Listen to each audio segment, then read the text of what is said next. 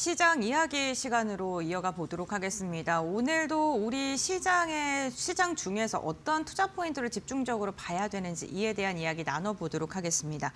르체 인베스트의 오현진 팀장과 함께합니다. 안녕하세요. 안녕하세요. 네, 반갑습니다.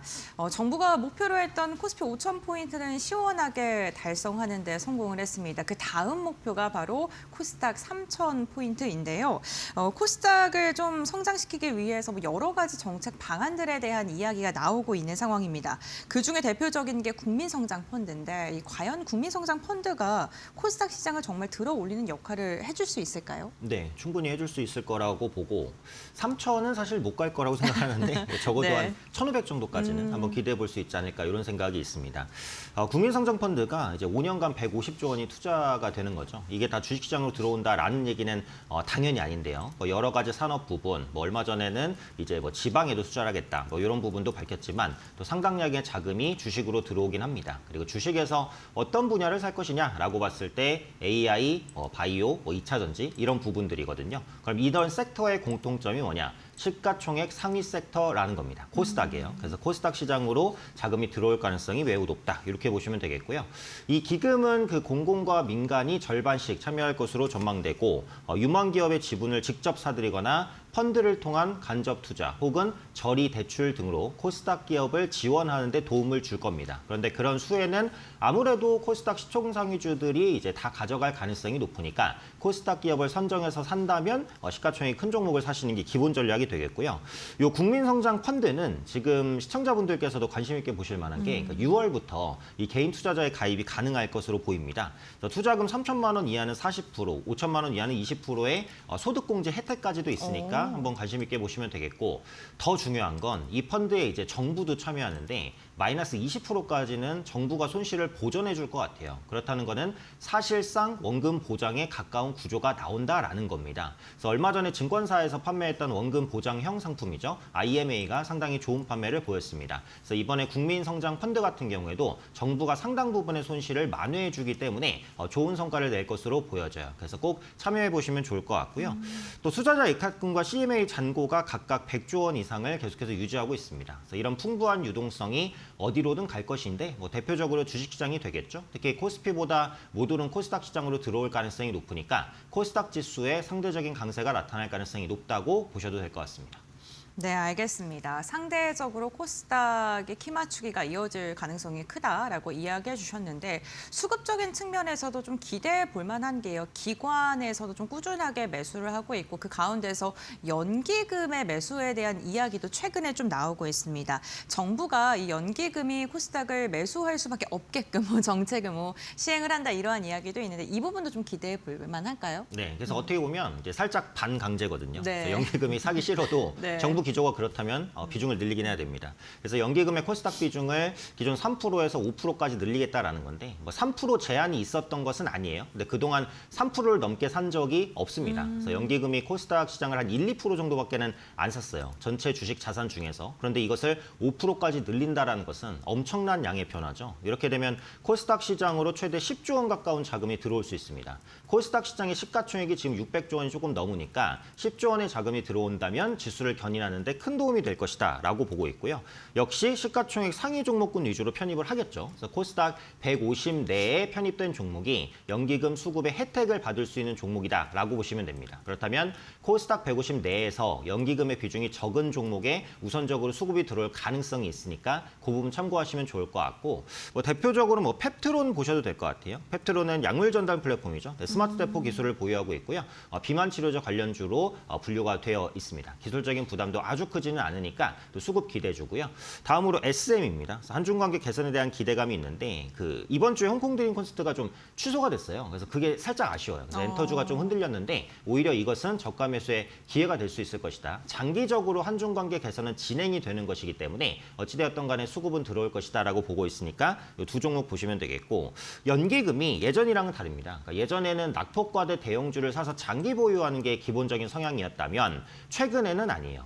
중소형주여더라도 이제 성장성이 있는 종목군들은 우선적으로 담고 무조건 장기 투자도 아닙니다. 짧게 보유하고 매도하는 특성도 나오거든요. 그럼 이런 특성적인 전략이 가장 좋게 쓰일 시장은 코스닥 시장이라는 거죠. 그래서 앞서 말씀드린 대로 코스닥 150 내에서 연기금의 수급이 적은 종목들, 그중에서 이제 연기금의 수급이 들어오는 이런 종목군들을 눈여겨보시면 투자의 힌트가 있을 거라고 판단하고 있습니다. 네, 알겠습니다. 연기금이 매수하는 기업들을 찾아보는 것도 투자 힌트 중 하나다, 전략 중 하나다라고 이야기를 해주셨습니다. 최근에 우리 시장이 5,000포인트까지 시원하게 갈 수 있었던 이유 중에 하나가요. 상법 개정안에 대한 기대감 덕분이기도 합니다. 이제는 3차 상법 개정에 대한 기대감도 커지고 있는 상황인데요. 상대적으로 이렇게 개정안에 대한 이야기가 나올 때는 유가증권 시장의 탄력이 더 좋았거든요. 네. 코스닥도 기대해 볼 만할까요? 네, 아무래도 네. 이제 코스피 시장의 수혜가 더 큰 것은 맞아요. 네. 근데 이제 코스닥 시장에도 공통적으로 해당되는 얘기이기 때문에 짚고 넘어갈 필요는 있을 것 같고요. 이번 상법 개정안은 이제 3차입니다. 그래서 본회의 통과가 아마 이번 달 중에 되지 않을까. 지금 여당이 상당히 드라이브를 강하게 걸고 있기 때문에 통과 기대감이 높고요. 아시다시피 이번 3차 상법 개정안의 핵심은 자사주 소각입니다. 그래서 자사주 비중이 높은 기업들을 좀 눈여겨보실 필요가 있겠죠. 근데 코스닥 시장에서는 이제 보시면 자사주 보유 비중이 높거나 이제 높으면서도 현금 흐름이 좋은 기업. 왜냐면 현금 흐름이 안 좋고 자사주만 많다고 했을 때는 자사주 소각 속도가 생각보다 느릴 수 있어요. 이게 법안이 통과된다고 바로 딱 소각해야 되는 게 아니라 1년이나 1년 반 정도는 유예 기간을 주거든요. 그러니까 그 기간이 또 아예 짧다라고 볼 수는 없기 때문에 현금 흐름이 좋으면서도 자사주를 소각할 수 있는 그런 기업들을 보시면 좋을 것 같고, 코스피 시장에서는 신영증권 한번 볼 수 있을 것 같아요. 그러니까 자사주 비중이 53%, 굉장히 높습니다. 그래서 국내 증시의 이익이 늘어나고 있는 추세이기 때문에 증권주의 실적 기대감은 상당히 높은 편이라고 보시면 될 것 같고요. 중소형주 중에서는 메커스라는 기업이 있는데 이게 자사주를 47% 정도 보유하고 있습니다. 이 자사주를 2027년까지 대부분 소각하겠다라고 이미 밝혔어요. 그래서 자사주 소각이 진행이 되고 있고 이 3차 상법 개정안이 통과되면 그 속도가 조금 더 가속화될 가능성이 높다라고 보시면 됩니다. 이 메커스는 비메모리 반도체 유통업체예요. 요즘에 반도체 업황이 좋기 때문에 이제 반도체 유통사에도 이런 수급 흐름이 갈 수도 있지 않을까. 역시 기술적인 부담이 아주 큰 종목은 아니기 때문에 한번 눈여겨보시면 좋지 않을까 판단하고 있고, 추가적으로 그 주가 누르기 방지법이라는 게 추진이 될 것으로 보입니다. 이게 그 PBR 0.8배 미만 기업의 상장사가 주식의 상속이나 증여를 할 때는 지분을 주가가 아니라 공정가치 평가 방식으로 하겠다는 거예요. 그러니까 우리나라의 문제가 상속할 때 되면 주가를 최대한 눌러서 상속세를 싸게 내려고 한다. 이런 이제 지적들이 있잖아요. 그래서 일부러 주가를 누르는 것을 방지하기 위해서 PBR 0.8배 미만 기업을 타겟으로 했습니다. 그렇다면 PBR이 0.8배 살짝 아래에 있는 기업은 0.8배 위로 올리고 싶은 욕구가 있겠죠. 그래서 그런 기업들의 주가가 상승할 수 있다는 점도 투자 포인트입니다. 예를 들면 웹젠 같은 경우 지금 PBR이 0.7배 정도 되고요. 자사주도 10% 이상 보유를 하고 있어요. 그래서 이 두 가지에 따른 수혜를 다 가져갈 수 있는 종목이 될 수도 있거든요. 그래서 최근에 주가가 살짝 요동치기도 했는데 이렇게 PBR 0.8배가 약간 안 되는 이런 종목군들도 한번 체크해 보시면 투자 힌트 있을 거라고 생각합니다. 네, 알겠습니다. 자사주의 보유 비중이 높은 기업 그리고 PBR이 0.8배 미만인 기업들을 눈여겨보는 것도 좋겠다라고 이야기해 주시면서 몇몇 종목 말씀해 주셨으니까 참고해 보시면 좋을 것 같습니다. 정부가 결국에는 이 코스닥 시장을 끌어올리기 위해서 여러 가지 방안들을 제시했는데 그중에 대표적인 게 원화 스테이블 코인 그리고 STO를 활용을 해서 코스닥 시장에 투자자들이 들어올 수 있게끔 만들겠다라는 카드를 또 꺼내 들기도 했습니다. 이와 관련돼서 국내 증시엔 또 어떠한 영향이 있을까요? 네, 그래서 이 디지털 자산이나 STO는 확실하게 코스닥 시장을 겨냥했다라는 네. 느낌이 들거든요. 그래서 앞으로 법안 통과 관련된 이슈가 나올 때마다 움직일 수 있다라고 보시면 되겠고요. 디지털 자산의 세부 활용 방안에 대한 확인이 좀 필요하기는 합니다. 그래서 원화 스테이블 코인으로 해외 투자자가 환전 없이 코스닥에 투자하게 하겠다라거나 STO 법안은 이미 통과가 됐거든요. 그래서 조각 투자 상품을 내놔서 코스닥 시장의 상품을 소액으로 거래 가능하게 하겠다라는 게 골자입니다. 그중에서도 원화 스테이블 코인을 통한 외국인 투자자의 한국 주식을 쉽게 하겠다라는 방안, 이게 이제 정확히 코스닥을 겨냥하고 있다는 거고, 지금 은행 중심으로 아마 원화 스테이블 코인이 발행될 것 같아요. 그러니까 그동안 50% 이상의 지분을 은행이 보유하냐, 기업이 보유하냐, 이것 때문에 굉장히 싸움이 좀 심했는데 아무래도 은행이 그 과반을 보유하는 방향으로 컨소시엄이 허용되지 않을까 싶습니다. 그래서 원화 스테이블 코인이 발행되게 된다라고 한다면 아무래도 B2C 유통사의 우선적인 수혜가 기대되니까 코스피에서는 네이버라든지 이런 카카오 이런 종목들이 조금 더 움직일 가능성이 높다라고 보고, 코스닥 시장에서는 이제 코인 관련된 사업을 영위하고 있는 기업들 한번 주목해 보실 수가 있을 것 같고요. 또 STO 법안은 통과가 됐죠. 그래서 신규 상품이 또 출시될 것 같습니다. 그래서 토큰증권의 제도화 법안이 최근 국회를 통과를 했습니다. 현재 예비인가 단계이기 때문에 거래소만 결정이 되면 상당히 다양한 상품들이 출시될 것 같아요. 이렇게 되면 한우 투자, 미술품 투자, 부동산 투자 이런 것들이 이제 가능할 텐데, 조각 투자는 물론 지금도 가능하기는 합니다. 그런데 STO 법안이 통과가 됐기 때문에 좀 더 활발하게 조각 투자 상품이 나온다, 이렇게 보시면 되겠고, 특히 이제 부동산의 매매 차익을 공유할 수 있는 상품들이 나올 것 같아요. 요거는 시장에 관심이 높거든요. 왜냐하면 부동산은 워낙 단가가 높기 때문에 내가 못 사잖아요. 근데 그것을 1000개, 10,000개 이런 게 코인으로 쪼개서 산다면 투자할 수 있는 분들이 많거든요. 그래서 부동산 자산을 많이 가지고 있는 코스닥 상장사가 그런 상품을 발행해서 투자금을 끌어들일 가능성도 있습니다. 그래서 PBR이 낮은 업체 중에서 부동산을 많이 가지고 있는 코스닥 상장사, 이런 것들을 한번 찾아보시면 좋겠고, 추가적으로 STO 상품의 상당 부분은 증권사가 유통합니다. 그러니까 증권사의 수익원이 추가적으로 발생을 하는 것이거든요. 그래서 이런 부분들로 인해서 증권주도 추가적인 상승 동력을 가져가지 않을까 생각하고 있습니다. 네, 알겠습니다. 부동산의 보유 비중이 높은 종목들이라던가 증권사, 이미 그러한 그 커리큘럼을 갖고 있는 그러한 걸 지금 운영하고 있는 그러한 기업을 중심으로도 눈여겨보는 게 좋겠다라고 이야기를 해주셨고요.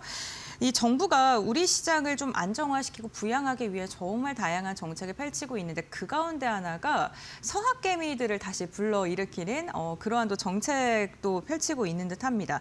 대표적으로 RIA 세제 지원인데요. 환율 안정화라던가 국내 증시 부양을 위한 카드이기도 하거든요. 근데 이게 또 코스닥 시장에 어떤 영향을 미칠지도 궁금합니다. 네, 그래서 요거는 이제 당연히 코스피 시장의 영향이 더 큽니다. 네. 그래서 그 부분은 참고하시면 되겠고, 다만 이제 코스닥 시장도 해당은 되는 내용이기 때문에 같이 살펴보면, RIA는 해외 주식의 양도소득세를 면제해주는 계좌입니다. 아시겠지만 해외 주식은 연간 250만 원 이상의 수익에 대해서는 22%의 양도세를 부과해요. 그러니까 어떻게 보면 세금이 좀 세다라고 볼 수 있겠죠. 근데 이제 해외 주식을 팔고 국내 주식을 사면 요 세금을 면제해주거나 깎아주겠다, 요겁니다. 그래서 빨리 복귀할수록 세금을 깎아주는 한도도 커요. 근데 요게 어느 정도 효과는 있을 것 같습니다. 물론 수익폭이 크지 않으신 분들은 별로 유인이 없는데, 수익폭이 크면 비례해서 이제 양도세도 많이 커지는 것이기 때문에 이게 매도를 주저하시는 분들이 있거든요. 그래서 이런 부분들이 매도하고 국내 시장으로 오지 않을까. 그리고 이전보다는 그 요건이 완화됐어요. 예전에는 해외 주식을 매도해서 국내 주식을 같은 수량만큼 매수를 해야 세제 혜택을 받을 수 있었습니다. 근데 지금은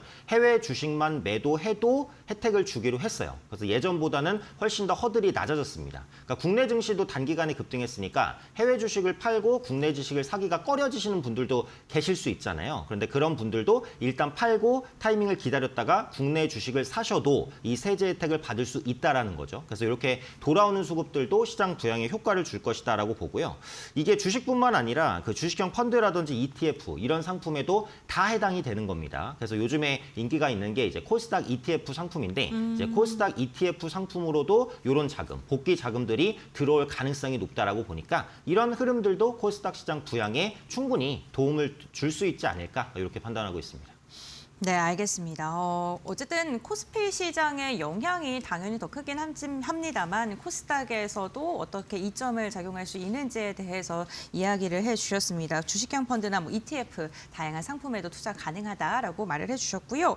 최근에 우리 시장에서 좀 상대적으로 소외를 받고 있는 섹터가요, 바이오 아닙니까? 근데 이 바이오 기업들에는 신약 개발에 뛰어드는 기업들도 많고 그만큼 많은 비용이 필요한데, 이런 게 부담스럽게 작용하는 기업들도 많은 것 같습니다. 이와 관련해서 정부가 임상 3상 특화 펀드를 또 조성하는 걸로 알고 있는데, 이게 뭔가요? 네, 그러니까 쉽게 말해서 네. 그러니까 임상 이상에 통과한 기업을 대상으로 네. 임상 3상에 들어갈 자원을 지원해주겠다. 아, 이게 네. 이제 골자라고 보시면 돼요. 그러니까 국내 중소형 신약 개발 업체들은 대부분 신약을 끝까지 개발하는 게 목적이 아니고 2단계에서 기술 수출하는 게 목적입니다. 왜냐하면 2단계에서 3단계를 가고 FDA 통과까지 가려면 엄청난 시간과 돈이 필요해요. 그걸 감당할 수가 없으니까 임상 이상까지만 가서 기술 수출을 하는 거거든요. 근데 그게 좀 아쉽잖아요. 그게 마지막에 나중에 이제 기술 수출을 해서 임상 통과되고 FDA 허가까지 받게 되면 오히려 이제 그 기술을 산 기업이 그 호재를 다 가져가게 되는 거니까 그러다 보니까 우리도 임상 3상까지 그냥 달려보자 지원해 줄게 요겁니다. 아직은 가야 될 길이 멀어요. 왜냐면 지금 1,500억 정도로 조성될 것 같은데 너무 적습니다 금액이. 그러니까 적어도 몇 천억에서 조 단위까지는 가야 될 것 같고 또 비판도 있어요. 차라리 뭐 임상 1상이나 2상을 지원해라. 뭐하러 3상을 지원하냐. 가기도 힘들다. 이런 비판들이 있는데 중요한 건 이게 이제 제약 바이오를 지원하겠다. 이게 핵심입니다. 그래서 앞으로 임상 3상 펀드는 어떤 식으로든 조정될 것 같아요. 그래서 임상 1상, 2상도 지원하면서 3상에서 자금을 조금 더 많이 투입하는 쪽으로 이렇게 지원할 가능성도 있으니까 이 부분은 실망감보다는 기대감이 좀 더 크다. 이렇게 보고요. 일단 주목할 수 있는 건 임상 2상에 들어갔거나 아니면 임상 2상이 통과된 이런 업체들을 보시면 또 투자의 힌트가 될 것 같습니다. 그러니까 대표적으로 이제 퓨처캠이 그 전립선암 치료제가 올해 이상 데이터를 확보했고요. 최근에 임상 3상에 이제 막 돌입하고 있어요. 그래서 이 펀드의 수혜를 받을 수 있지 않을까라는 기대감이 있고요. 코오롱 티슈진 같은 경우 인보사 임상 3상 진행 후에 추적 관찰 구간에 진입해 있습니다. 그래서 이런 기업들이 이런 펀드의 수혜를 받을 수 있는 종목 후보군들이니까 체크해 보시면 좋을 것 같습니다. 네, 알겠습니다. 오늘 오현진 팀장과 함께 정부가 다양한 코스닥 부양 정책을 펼치고 있는데 과연 코스닥이 날개를 달고 날아오를 수 있을지 이에 대한 이야기 나눠봤고요. 관련된 정책들에 대한 수혜주까지 정리해드렸으니까요. 이 부분 참고해 보시면 좋을 것 같습니다. 오늘 말씀 여기까지 듣겠습니다. 고맙습니다.